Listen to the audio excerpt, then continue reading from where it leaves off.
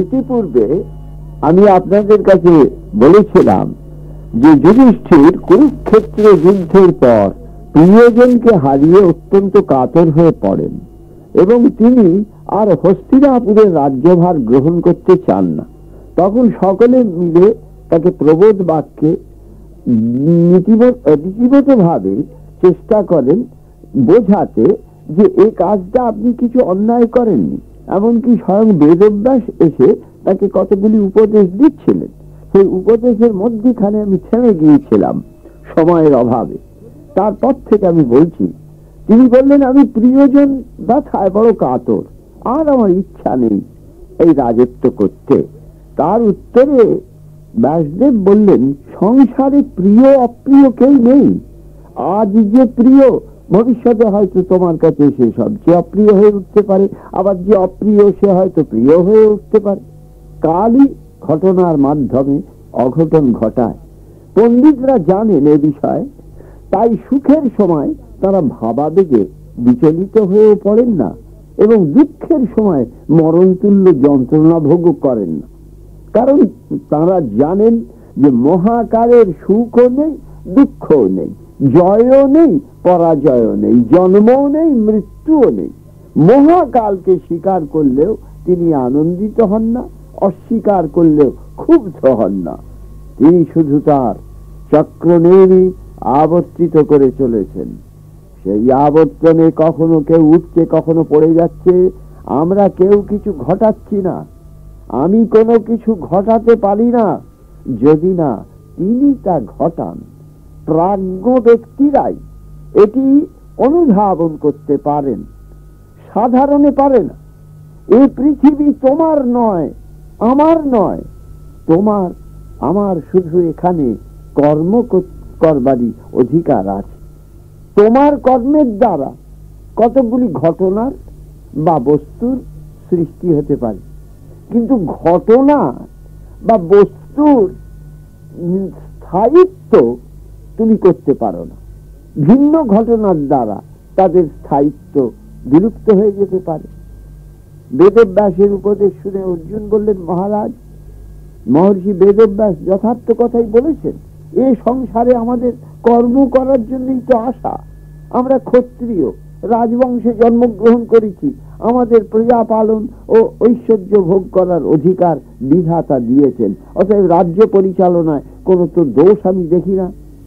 যুধিষ্ঠির চিন্তা করে বললেন, তুমি যা বলছো ধনঞ্জয়, রাজ্য পালন করা আমাদের ধর্ম, কিন্তু তার দ্বারা আমাদের চিত্ত কি সর্বদা সন্তুষ্ট থাকবে? আমরা হয়তো আবার অপর রাজ্য আক্রমণ করে বসতে পারি। আমাদের অহংকার আর লোভ বৃদ্ধি পেতে পারে, কারণ ঐশ্বর্য মানুষকে আরো ঐশ্বর্য লাভ করার জন্য উন্মুখ করে তোলে এবং তার দ্বারা কোনো পুণ্য সঞ্চয় হয় না। তখন মানুষ অর্থের জন্য ব্রহ্ম হত্যা করতেও দ্বিধা করে না।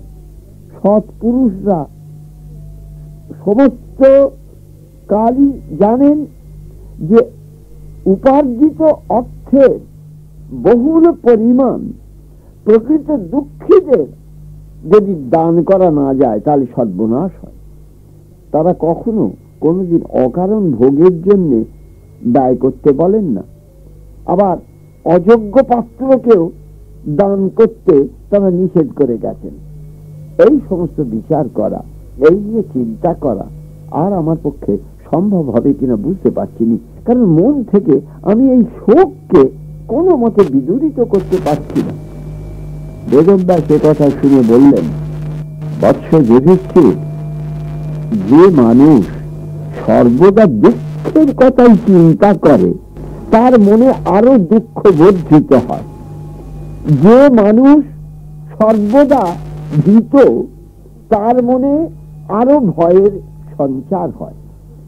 কিন্তু যে সৎভাবে তার কর্তব্য পালন করে যায় সে তখন অতীতের সুখ দুঃখ নিয়ে আবার অকারণ চিন্তা করে না। তখন সে নিজের কর্তব্যকে সৎপথে চালিত করে।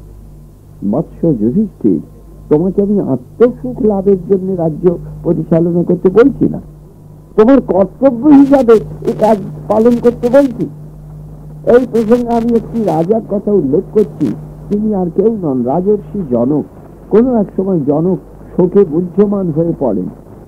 তখন তিনি মহর্ষি অসমককে একটি প্রশ্ন করেছিলেন যে সকল মানুষই সম্পত্তি নাশে বা জ্ঞাতি বিয়োগে অত্যন্ত বুদ্ধমান হয়ে পড়ে, তার থেকে মানুষ মুক্তি পায় না কেন?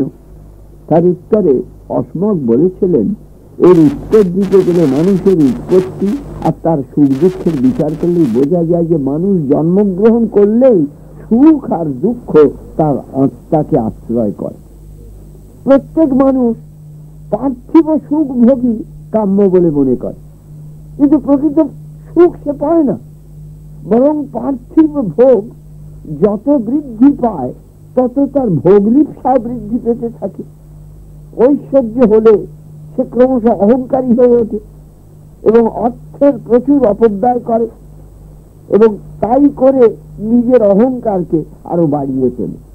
সময় সময় অপব্যয়ের মাত্রা বৃদ্ধি পেলে সে অভাবের জন্য চৌর্যবৃত্তিও গ্রহণ করতে দ্বিধা করে না। পরে তাকে যখন দুঃখ আশ্রয় করে তখন সে একেবারে হতাশ হয়ে পড়ে। আবার যে দুঃখী হয়ে জন্মগ্রহণ করেছে সে তখন দুঃখের প্রতিকার চিন্তা না করে আরো দুঃখে নিপতিত হয়, এবং দুঃখকে বিদূরিত করতে সে ঈর্ষার বশবর্তী হয়ে নানা অসৎ পথ গ্রহণ করে।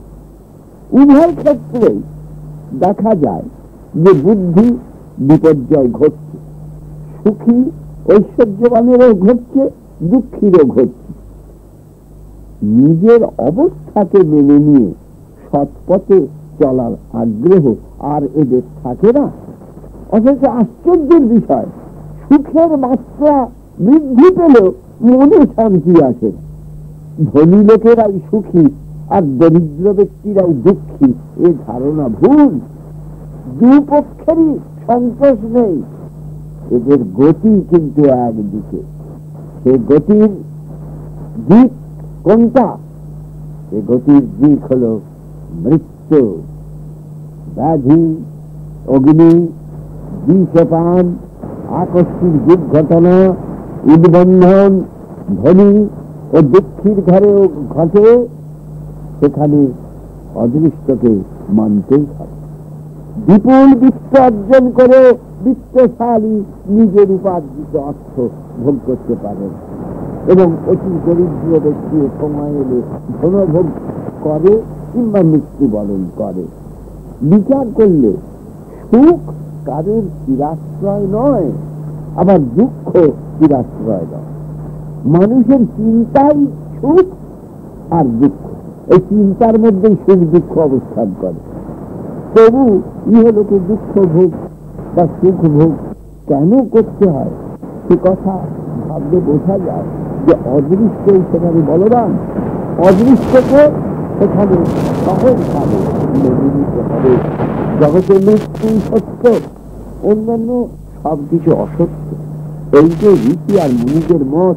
তাছাড়া মৃত্যুর পর তার কি গতি হয়, কোন সংস্কার নিয়ে সে আবার জন্মগ্রহণ করে তা বলা কঠিন। স্বর্গ আর নরক কেউ দেখে আসেনি। মানুষের বনে যখন শান্তি আসে তখন সেটি স্বর্গ, যখন অসৎ ভাবে তা পূর্ণ থাকে তখন সে শান্তিকে হারায়, ভয় আর বিপদ তাকে আশ্রয় করে এবং সে ইহকালে নরক যন্ত্রণা ভোগ করে। মানুষ রাজাই হোক আর প্রজাই হোক, সুখী হোক বা দুঃখী হোক, সৎ কর্ম করা আর সহ্য করার শক্তি হলো যথার্থ মনুষ্যত্ব।